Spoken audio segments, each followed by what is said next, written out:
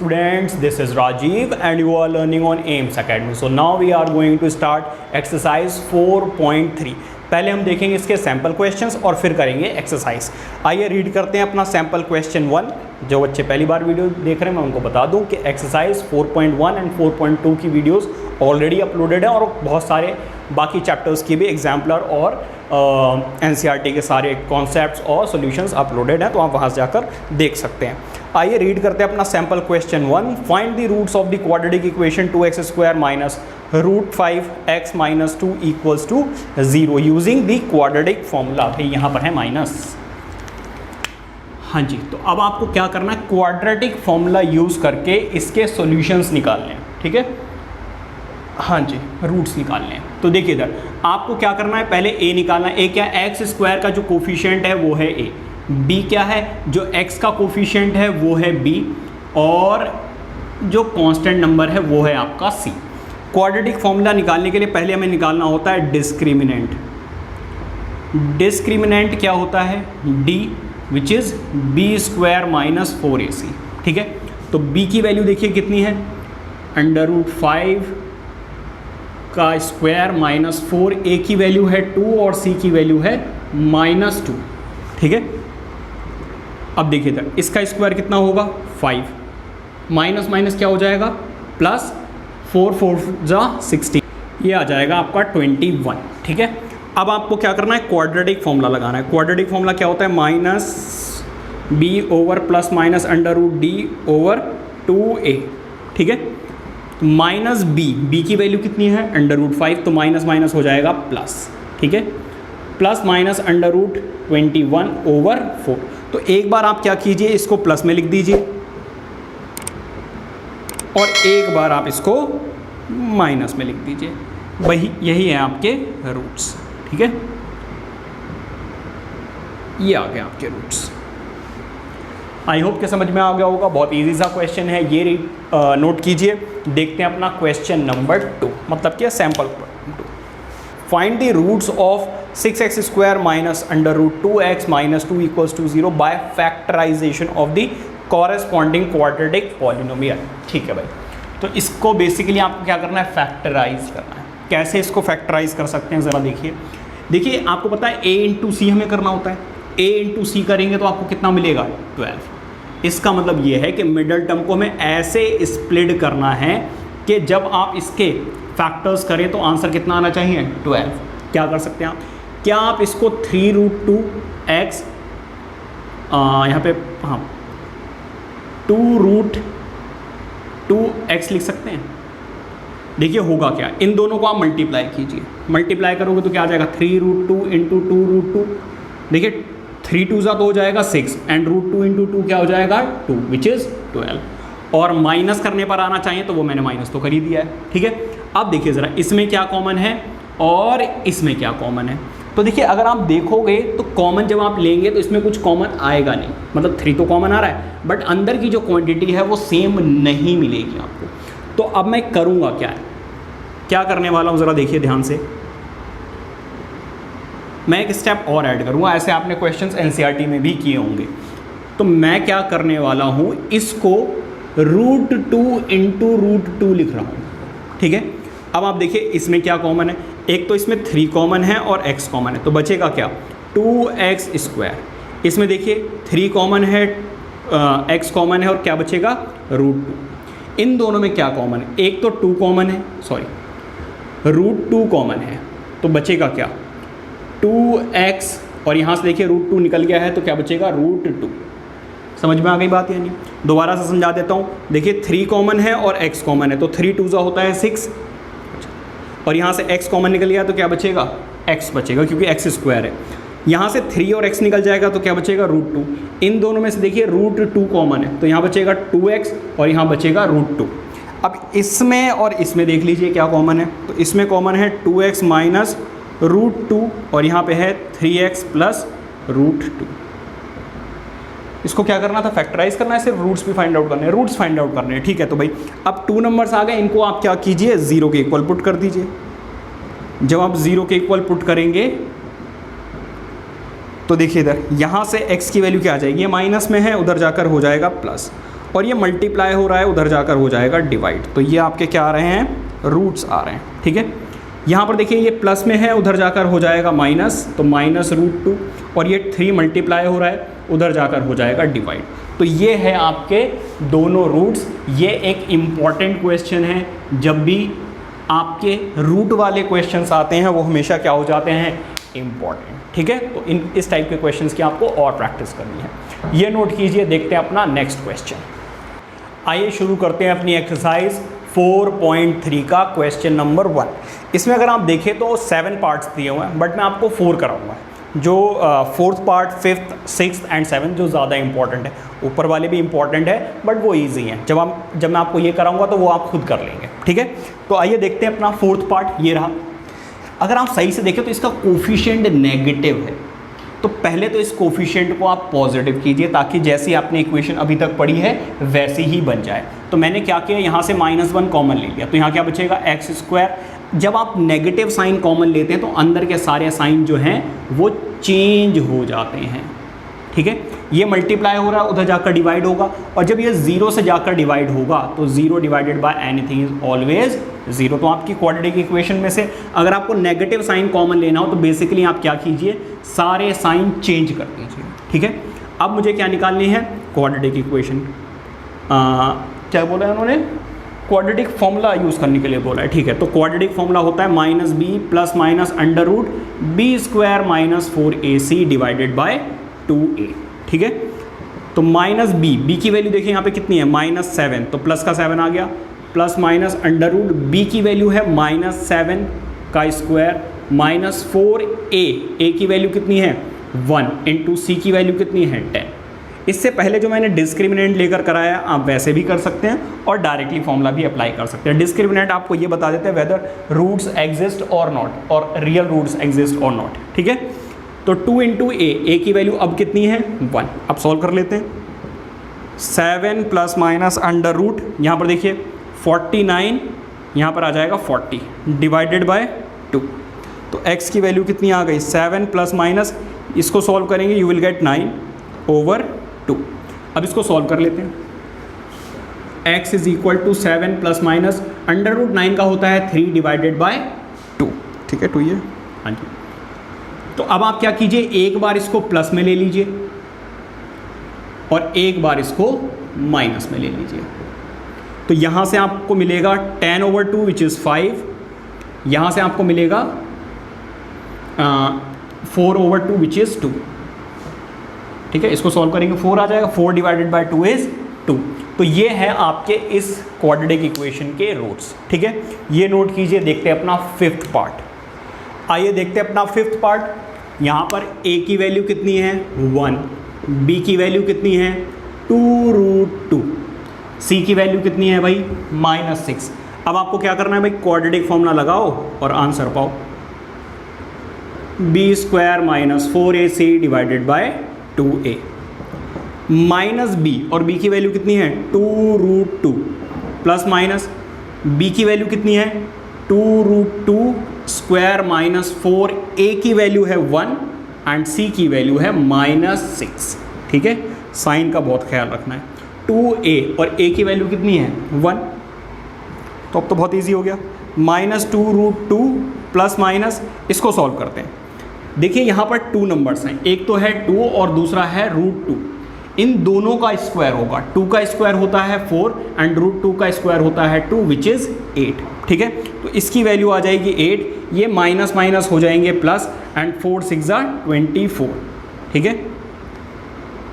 अब आप इसको देखिए ज़रा, इसको अगर आप देखें तो ये आ जाएगा आपका कितना 32, ठीक है।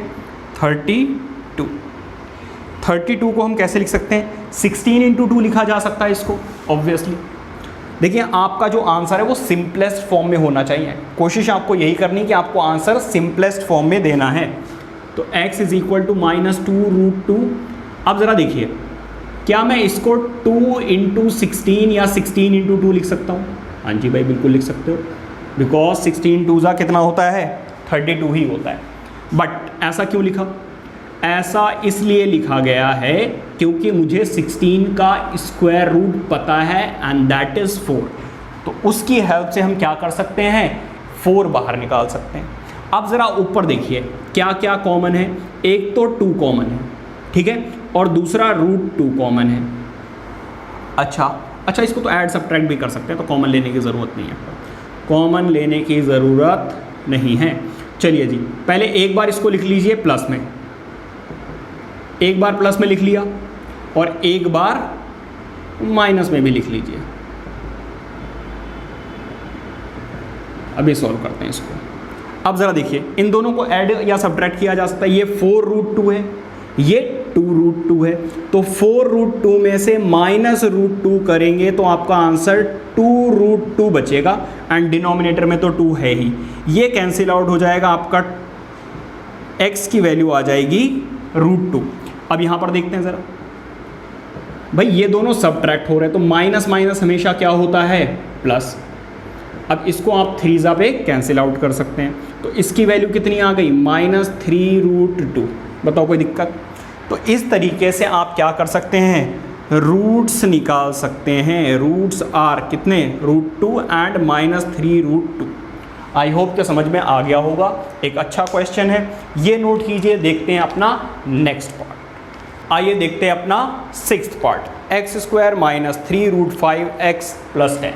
रूट देख के तो भाई वैसे ही हालत ख़राब हो जाती है सभी की, इसीलिए मैं सारे ही करवा रहा हूँ। चलिए आइए बात करते हैं डी। आप चाहो तो डी अलग से सॉल्व कर लीजिए, क्योंकि रूट आ जाते हैं तो थोड़ा सा कैलकुलेशन में प्रॉब्लम हो सकती है। बी की वैल्यू कितनी है, -3√5 का स्क्वायर -4a एंड c। तो डी की वैल्यू कितनी आ गई, 3 का स्क्वायर होता है 9, √5 का स्क्वायर होता है 5, -4 10 40, 40, तो 45, 9 5 45 -40 इज़ 5।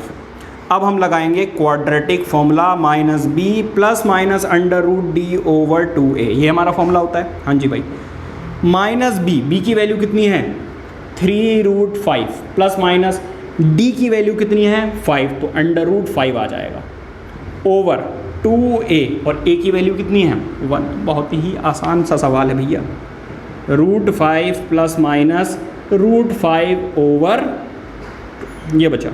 अब देखिए, इसको एक बार आपको लेना है प्लस में और एक बार आपको लेना है माइनस में।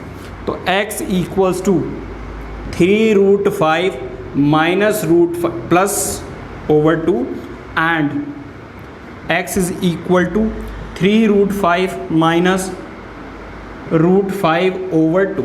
ठीक है, तो इसको सॉल्व करेंगे, कितना आ जाएगा, देखिए यहाँ पर है 3√5, यहाँ पर है 1√5, तो ये आ गया 4√5/2, मतलब कि 2√5। ठीक है, तो पहला तो आपका ये आ गया भाई, कट गया है तो यहीं पर देख लेना। पहला तो ये है 2√5 एंड सेकंड क्या है, ज़रा इसको सॉल्व कीजिए। देखिए 3√5 में से 1√5 माइनस करेंगे, आपको मिलेगा 2√5 एंड डिनोमिनेटर में 2 तो है ही, 2 से 2 हो जाएगा कैंसिल आउट, x की वैल्यू आ जाएगी √5। तो इस तरीके से आप दोनों रूट्स फाइंड आउट कर सकते हैं। ये नोट कीजिए। देखते हैं अपना last part of this question. आइए देखते हैं अपना लास्ट पार्ट। देखिए इधर, अगर इसकी बात करूं मैं, तो आपके पास you have 2 options, either you can take LCM और डायरेक्टली आप ए बी सी की वैल्यू भी पुट कर सकते हैं। क्योंकि ये वैल्यू फ्रैक्शन में, तो आपकी कैलकुलेशन में प्रॉब्लम हो सकती है, तो इसलिए मैं आपको रेकमेंड करूंगा कि आप यहाँ पर एलसीएम ले लीजिए। ठीक है, जब आप एलसीएम लेंगे तो यहाँ आ जाएगा x², यहाँ पर आ जाएगा 2√11x, और यहाँ पर आ जाएगा आपका 2 डिवाइडेड बाय 2। ठीक है, ये डिवाइड हो रहा है, उधर जाकर मल्टीप्लाई हो जाएगा, तो 0 × 2, आंसर क्या आ जाएगा, 0। ठीक है, तो ये आपकी इक्वेशन बन गई। नहीं, इससे होगा क्या कि फ्रैक्शन वाली वैल्यूज़ खत्म हो जाएगी। क्या डायरेक्टली आप यहाँ पे करोगे तो गलत हो जाएगा? नहीं भाई, बिल्कुल गलत नहीं होगा, तब भी आंसर सही आएगा। ठीक है, तो अब आप क्या कीजिए, पहले डी निकाल लीजिए, निकाल लीजिए भाई, b² - 4ac। तो b की वैल्यू है -2√11 का स्क्वायर -4a एंड c। ठीक है भाई, यहाँ पर देखिए इसका स्क्वायर करेंगे, आ जाएगा 2 × 11, ना पुत्र ना, 2 का स्क्वायर कितना होता है, 4। ठीक है, देखो क्योंकि नेगेटिव है तो स्क्वायर है तो नंबर तो पॉजिटिव ही आएगा। ठीक है, 2 का स्क्वायर होता है 4 और √11 का स्क्वायर होता है 11। ठीक है भाई, ये 1 है, एंड 4 × 2 कितना आ गया जी, 8। तो 44 में से आप 8 माइनस कर दीजिए। क्या कीजिए? 44 में से 8, मतलब कि डी की वैल्यू आ गई 36। क्वाड्रेटिक फॉर्मूला होता है minus B plus minus under root D over 2a। Minus B की वैल्यू कितनी? सर ये क्या कर रहे हो, कभी आप डी लगाते हो तो कभी बी स्क्वायर माइनस 4ac। तो आपको एनसीईआरटी में दोनों तरीके से कराया गया है, इसलिए मैं दोनों तरीके से यूज़ करके बता रहा हूँ। आप चाहो तो डायरेक्टली पुट कर सकते हो या डी अलग से भी सॉल्व कर सकते हैं। माइनस बी की वैल्यू कितनी देखिए ज़रा, 2√11 प्लस माइनस डी की वैल्यू 36 डिवाइडेड बाय 2 इंटू ए, और ए की वैल्यू कितनी है जी? 1। अब देखो ज़रा इसको सॉल्व कर लीजिए। 2√11 प्लस माइनस √3, 36 था भाई, 36, हाँ जी। देखो डी की वैल्यू कितनी है? 36 का आ जाएगा जी 6 एंड डिवाइडेड बाय 2। इसमें से देखिए 2 कॉमन लिया जा सकता है, तो 2 आप कॉमन ले लीजिए। यहाँ बचेगा अंडर रूट 11 प्लस माइनस, जब 2 कॉमन लेंगे तो यहाँ पे कितना बचेगा? 3 डिवाइडेड बाय 2। 2 से 2 क्या हो जाएगा? Cancel out. तो x की अब 2 वैल्यूज़ आ जाएंगी, 11 plus 3 and under root 11 minus 3। तो ये हैं आपके रूट्स इस क्वाड्रेटिक इक्वेशन के। आई होप कि बहुत अच्छे से समझ में आ गया होगा, अगर आपके बेसिक्स क्लियर हैं तो। ठीक है, ये नोट कीजिए। देखते हैं अपना क्वेश्चन नंबर 2। आइए बात करते हैं क्वेश्चन नंबर 2 की। Find the roots of the following quadratic equations by factorisation method. तो आपको फैक्टराइजेशन मेथड यूज़ करना है। देखिए कभी भी ऐसे फ्रैक्शन में वैल्यूज़ आ जाएं, भाई लिखा मैंने सही है, हाँ जी। फ्रैक्शन में कभी भी वैल्यूज़ आ जाएं, आप उसको क्या कीजिए? सिंप्लीफाई कर लीजिए या फिर एलसीएम लेकर सॉल्व कीजिए। उससे होगा क्या? ये फ्रैक्शन वाली वैल्यूज़ कट जाएंगी और आप इजीली इक्वेशन को सॉल्व कर पाओगे। तो देखिए एलसीएम कितना आ रहा है भाई? एलसीएम आ रहा है 3, तो यहाँ पर कितना आ जाएगा? 6√2 प्लस 5x। यहाँ पर कितना आ जाएगा? 3 2 जा 6, और एलसीएम कितना आया है? 3। ठीक है, एलसीएम कितना आ रहा है बेटा? 3। क्या किया सर आपने? देखिए एलसीएम का मतलब होता है डिनोमिनेटर सेम होना चाहिए। तो डिनोमिनेटर यहाँ पर तो 3 ऑलरेडी है, तो यहाँ हमें कुछ भी नहीं करना। यहाँ पर देखिए डिनोमिनेटर 1 है, 1 को आप किससे मल्टीप्लाई करेंगे तो 3 आएगा। तो 3 से न्यूमरेटर एंड 3 से डिनोमिनेटर में मल्टीप्लाई करना है। अगर समझ में नहीं आया मैं अलग से करा देता हूँ, एक बार और करा देता हूँ। देखो देख लो देख लो देख लो देखो इधर, यहाँ पर एलसीएम का मतलब होता है डिनोमिनेटर सेम होना चाहिए। यहाँ पर डिनोमिनेटर 3 है, यहाँ पर डिनोमिनेटर 1 है, तो 1 को आप किससे मल्टीप्लाई करोगे? 3 से। तो क्या सिर्फ डिनोमिनेटर में करके छोड़ दोगे? नहीं भाई, 3 से मल्टीप्लाई और डिवाइड करना पड़ेगा। ऐसे ही यहाँ पर आपको 3 से मल्टीप्लाई एंड डिवाइड करना पड़ेगा। तो अब देखिए ज़रा, 3 2 जा कितना आ जाएगा? 6x²। यहाँ पर कितना है? 5x। यहाँ पर कितना है? 6 डिवाइडेड बाय 3। अब ये देखिए डिवाइड हो रहा, उधर जाकर क्या हो जाएगा? मल्टीप्लाई। तो एनीथिंग मल्टीप्लाइड बाय 0 बिकम्स 0। अब आपको क्या करना है? मिडिल टर्म स्प्लिट करनी है भाई। ठीक है, अब 6 आ रहा है, क्या बन सकते हैं भाई फैक्टर्स? 6 6 36 आ रहा है ना, 9 4 जा बन जाएगा। तो 9x minus 4x minus 6 equal to 0। तो इसमें देखिए क्या कॉमन है? एक तो 3 कॉमन है और x कॉमन है, तो बचेगा क्या? बचेगा क्या? 2x, और यहाँ से 3 कॉमन निकल गया तो बचेगा 3। ठीक है भाई, आई होप कि कॉमन लेना आता है। अच्छा, अगर किसी बच्चे को दिक्कत है तो मैं आपको बता भी दूँ, तो इसको मैं 3 × 2 लिख सकता हूँ। 3 कॉमन ले लोगे तो क्या बचेगा? 2। इस 9 को कैसे लिख सकता हूँ मैं? 3 × 3। जब आप 3 कॉमन ले लोगे तो क्या बचेगा? 3 बचेगा। ठीक है भाई, इन दोनों में क्या कॉमन है? 2 कॉमन है। 4 को आप लिख सकते हैं 2 × 2, और 6 को लिख सकते हैं 2 × 3। तो जब आप 2 कॉमन लेंगे, क्योंकि देखिए नेगेटिव साइन के साथ में ले रहे हो, मैंने आपको बताया था अभी थोड़ी देर पहले कि अगर आप किसी नेगेटिव नंबर को कॉमन लेते हैं तो अंदर के साइन चेंज हो जाते हैं। ठीक है, तो देखिए यहाँ पर, यहाँ से देखिए 2 2 जा 4 था, 2 आपने कॉमन ले लिया, क्या बचा? 2x माइनस 6 में से आपने क्या किया? 2 ले लिया कॉमन, क्या बचा? 3। लेकिन अंदर के साइन क्या हो जाते हैं? चेंज। तो यहाँ पर क्या आ जाएगा? प्लस। कभी भी नेगेटिव टर्म कॉमन लेंगे, अंदर के साइन चेंज हो जाएंगे। देखिए ये नेगेटिव था, ये पॉजिटिव हो गया, ये नेगेटिव था, ये पॉजिटिव हो गया। अब देखिए इसमें और इसमें क्या कॉमन है भाई? 2x प्लस 3 कॉमन है। जब 2x प्लस 3 कॉमन निकल गया तो क्या बचा? 3x minus 2 equal to 0। इसका मतलब या तो इसकी वैल्यू 0 है या इसकी वैल्यू 0 है। इसको ज़रा देखिए, 2x + 3 है, उधर जाकर क्या हो जाएगा -3, तो x की वैल्यू कितनी आ गई -3/2। अब इसकी बात करते हैं, ये क्या है 3x - 2 = 0, ये माइनस में है, उधर जाकर हो जाएगा प्लस, ये मल्टीप्लाई हो रहा है, उधर जाकर हो जाएगा डिवाइड। तो ये है आपके रूट्स। क्या उन्होंने फैक्टराइज करने के लिए बोला, रूट्स भी निकालने के लिए बोला? हाँ जी भाई, रूट्स भी निकालने के लिए बोला है।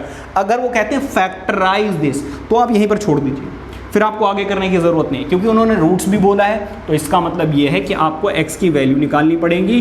तो रूट्स आर क्या है -3/2 एंड 2/3।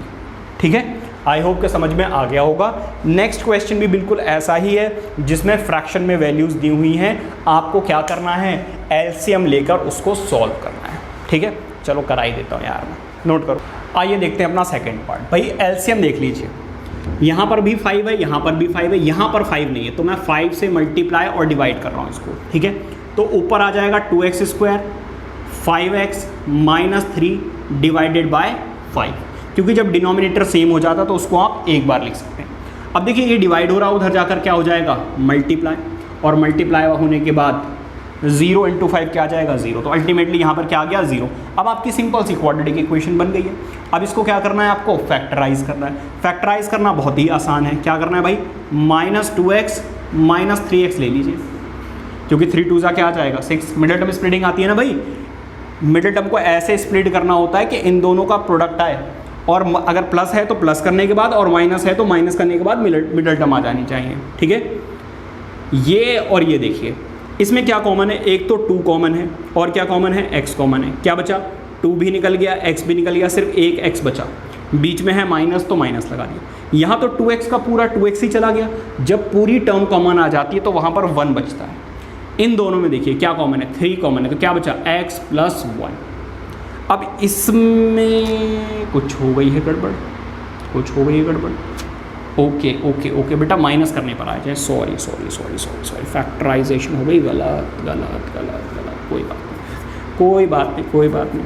देखो इधर, इसको 2x², यहाँ पर क्या करोगे -6x + का 1x - 3 = 0। देखो मिडिल टर्म को मैं ऐसे स्प्लिट करना होता है कि माइनस करने पर, अगर प्लस है तो प्लस करने पर, यहाँ पे माइनस है, क्योंकि अभी मैंने दोनों नेगेटिव टर्म्स ले ली थी, तो माइनस माइनस प्लस हो जाएगा। ठीक है, और हमें क्या करना था माइनस।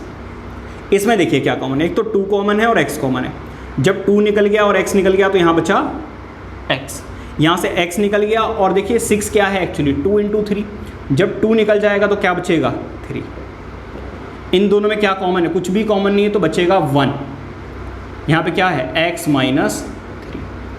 अब इसमें और इसमें देखिए क्या कॉमन है, इसमें और इसमें कॉमन है x - 3 एंड 2x + 1। अब ज़रा देखो 2 नंबर्स को मल्टीप्लाई करके आपका आंसर क्या आ रहा है 0। तो या तो इसकी वैल्यू 0 है भाई, या फिर इसकी वैल्यू 0 है। Is that clear? ये माइनस में है, उधर जाकर हो जाएगा प्लस, एंड ये माइनस में है, उधर जाकर प्लस में है, उधर जाकर माइनस होगा। ये मल्टीप्लाई हो रहा है, उधर जाकर डिवाइड हो जाएगा। तो ये हैं आपके रूट्स। ठीक है, ये नोट कीजिए। देखते हैं अपना थर्ड पार्ट। आइए देखते हैं अपना third part, and that is an important one. Important question है ये। क्या करेंगे, आपको देखिए a × c करना होता है, a × c। तो इसको सॉल्व करेंगे तो 3 × √2 × 2 क्या होता है 2, मतलब कि आंसर क्या आना चाहिए 6। तो मिडल टर्म को हमें ऐसे स्प्लिट करना है कि मल्टीप्लाई करने पर तो दोबारा से क्या आ जाए 6, और माइनस करने पर, अभी तो जस्ट किया है माइनस, देखो एक प्लस और एक माइनस का लेना पड़ेगा। माइनस करने पर आंसर दोबारा से क्या आ जाएगा -5x। ठीक है भाई। अब देखिए ज़रा इन दोनों में क्या कॉमन है, एक तो 3 कॉमन है, और कुछ कॉमन है ना भाई, ना पुत्र ना, ऐसे काम ना चलने का। और क्या कर सकते हो बेटा, इसको आपको क्या करना पड़ेगा, इसको हमें ब्रेक करना पड़ेगा। कैसे करोगे इसको, 3 × 2 लिखा जा सकता है क्या, किसी बच्चे को कोई दिक्कत? इसको क्या मैं 3 × 2 लिख सकता हूँ? बिल्कुल लिख सकता हूँ, कोई दिक्कत है ही नहीं भाई। 3 × 2 6 ही तो होता है। ठीक है, अब मैं क्या कर रहा हूँ, ध्यान से देखना। मैं 3 को तो कुछ भी नहीं कर रहा हूँ, लेकिन इसको 2 को मैं √2 इंटू रूट टू लिख रहा हूँ, क्योंकि root two into root two two ही तो होता है, तो इसमें भी कोई दिक्कत नहीं होनी चाहिए। ऐसा सर क्यों कर रहे हो? क्योंकि जब मैं कॉमन ले रहा हूँ तो ब्रैकेट के अंदर जो नंबर आ रहे हैं या टर्म्स आ रही हैं या एक्सप्रेशन आ रही है वो सेम नहीं है। तो मैंने आपको अभी पहले भी बताया कि रूट वाले क्वेश्चंस हमेशा से ही इम्पॉर्टेंट रहे हैं। तो अब एक ये टर्म हो गई, दूसरी ये टर्म हो गई। अब देखिए ज़रा, 3 इसमें भी है, 3 इसमें भी है, रूट 2 इसमें भी है, रूट 2 इसमें भी है, x यहाँ पर भी है, x यहाँ पर भी है। तो अब क्या बचा? यहाँ पर बचेगा एक्स स्क्वायर। यहाँ से देखिए 3 रूट 2 एंड x भी कॉमन निकल गया, तो क्या बचेगा? रूट 2 प्लस, इन दोनों में कुछ भी कॉमन नहीं है तो क्या लेंगे आप कॉमन? 1। अंदर क्या बचेगा? x minus root 2। अब देखिए ज़रा, इसमें और इसमें क्या कॉमन है? इसमें कॉमन है x रूट 2, और यहाँ पर देखिए x माइनस रूट 2 कॉमन निकल गया, तो क्या बचा? 3 रूट 2x, और यहाँ पे क्या है? प्लस का 1। अब 2 नंबर्स को मल्टीप्लाई करके आंसर क्या आ रहा है? 0। तो इसका मतलब देखिए ये प्लस का है, उधर जाकर क्या हो जाएगा? सॉरी माइनस का है, उधर जाकर क्या हो जाएगा? प्लस। यहाँ पर देखिए ये प्लस का है, उधर जाकर होगा माइनस। ये मल्टीप्लाई हो रहा है, उधर जाकर होगा डिवाइड। हमने बचपन से पढ़ा है कि कभी भी रूट को डिनोमिनेटर में नहीं छोड़ते हैं, इसलिए इसको हम रैशनलाइज भी करेंगे। सर ये क्या होता है भाई? ये क्या होता है रैशनलाइज? क्या ये तो नहीं सुना हमने भाई? ये 9th क्लास की बात है। आपको करना क्या है? देखिए अगर यहाँ पे रूट 2 है तो रूट 2 से मल्टीप्लाई एंड डिवाइड कर दीजिए, और अगर रूट 3 होता तो रूट 3 से मल्टीप्लाई डिवाइड कर देते। इस 3 का क्या करना है? 3 का कुछ भी नहीं करना, उसको ऐसे ही छोड़ दो, बस रूट वाली वैल्यू देखो और उससे मल्टीप्लाई और डिवाइड कर दो। ठीक है भाई? माइनस रूट 2, यहाँ पर देखिए 3 इंटू रूट 2 इंटू 2 क्या होता है? 2। तो x की वैल्यू कितनी आ गई? रूट 2/6। हो सकता है कि आंसर यहाँ पर भी छोड़ा हुआ हो, बट हमने क्या किया है? सिंपलेस्ट फॉर्म में लिख दिया है, इससे आगे ये सॉल्व नहीं करेंगे। तो बेटा रूट्स क्या आ गए? रूट्स आर कौन कौन से हैं? एक तो है रूट 2 और दूसरा क्या आया है?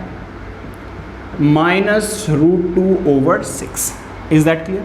तो एक इम्पॉर्टेंट है, इसको इम्पॉर्टेंट मार्क कर लीजिए। आइए देखते हैं अपना fourth part. And that is 3x² plus 5 root 5x minus 10। तो भाई इसको मल्टीप्लाई करोगे कितना आ रहा है? 30। तो आपको मिडिल टर्म को ऐसे स्प्लिट करना है कि मल्टीप्लाई करने के बाद आंसर कितना आना चाहिए? 30 आना चाहिए। 30। ओके, देखो इधर इसको कैसे करोगे भाई? ये चीज़ देखिए प्रैक्टिस से आएगी। अगर आप सोच रहे हो अभी मैं आपको समझाऊं और सब कुछ समझ में आ जाए, ऐसा नहीं है। आपको इस टाइप के बहुत सारे क्वेश्चंस की प्रैक्टिस करनी पड़ेगी, तभी बात बनेगी।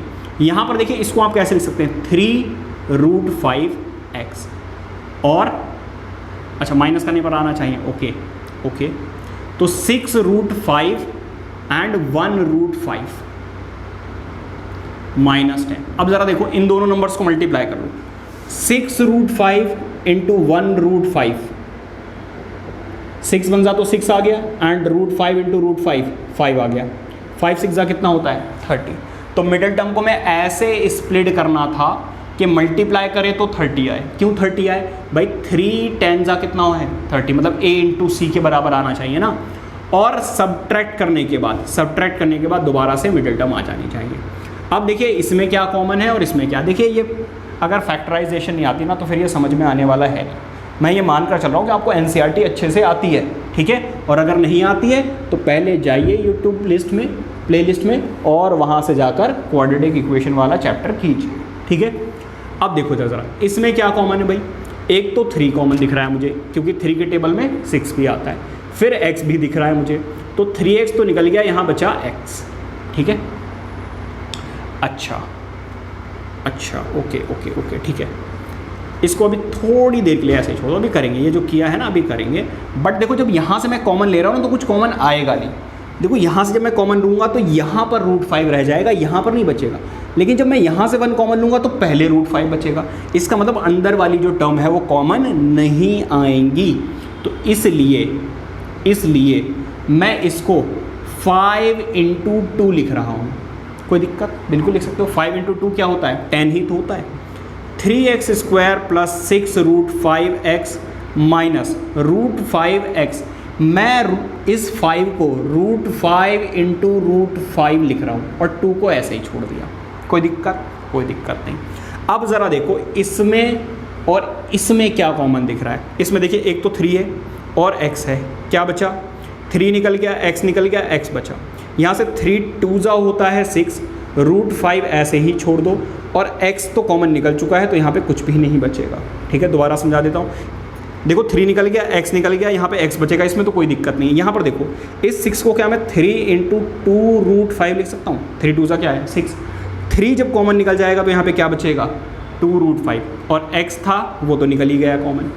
इन दोनों में क्या कॉमन है, √5, क्या बचा x माइनस, देखिए √5 जो कॉमन निकलेगा क्योंकि मैंने माइनस के साथ में लिया है तो साइन क्या हो जाएंगे, चेंज। ठीक है, यहाँ से √5 निकल गया, इसमें से भी √5 निकल गया तो क्या बचेगा 2√5। ठीक है भाई, ये इंपॉर्टेंट क्वेश्चन है। अब इसमें और इसमें देखिए क्या कॉमन है, देखिए x प्लस 2√5 कॉमन है।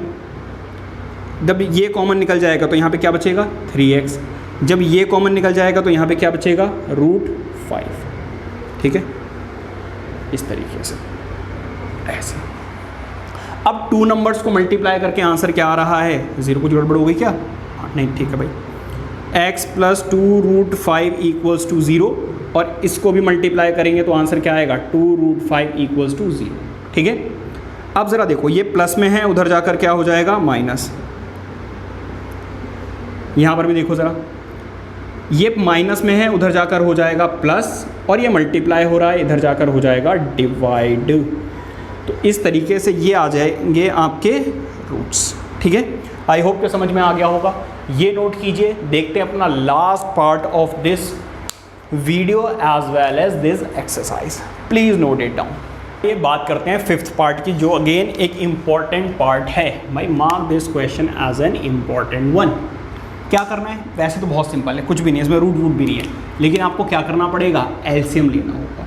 एलसीएम लेने के लिए देखिए इसके डिनोमिनेटर में भी कुछ नहीं है, इसके डिनोमिनेटर में भी कुछ नहीं है, तो ऊपर नीचे किससे मल्टीप्लाई करना होगा 21 से। 21 का स्क्वायर 441, 21 को इससे मल्टीप्लाई करेंगे तो 42, और यहाँ पर तो कुछ करने की ज़रूरत है ही नहीं, यहाँ पे बीच में माइनस है, तो एलसीएम कितना आ जाएगा 21। आई होप कि ये बात क्लियर हो गई होगी। अब देखिए ज़रा 441x² माइनस 42x प्लस 1, ये डिवाइड हो रहा है, उधर जाकर क्या होगा multiply, and anything multiplied by 0 becomes 0। ठीक है, अब ज़रा देखिए इधर मिडिल टर्म को मैं ऐसे स्प्लिट करना है कि आंसर कितना आ जाए भाई 441। 441 कैसे आया था, 21 को 21 से मल्टीप्लाई करके। तो क्या मैं इसको 21x माइनस 21x लिख सकता हूँ, बिल्कुल लिख सकता हूँ, कोई दिक्कत है ही नहीं, बिल्कुल 1% दिक्कत नहीं है। ठीक है, क्योंकि 21 इंटू 21, देखो इसको a इंटू सी करोगे तो 441 ही आ रहा है, और एडिशन करने के बाद माइनस माइनस क्या होता है प्लस, एडिशन करने के बाद मिडिल टर्म आ रही है। तो देखो इधर अब इसमें क्या कॉमन है और इसमें क्या कॉमन है, बस ये देख लीजिए।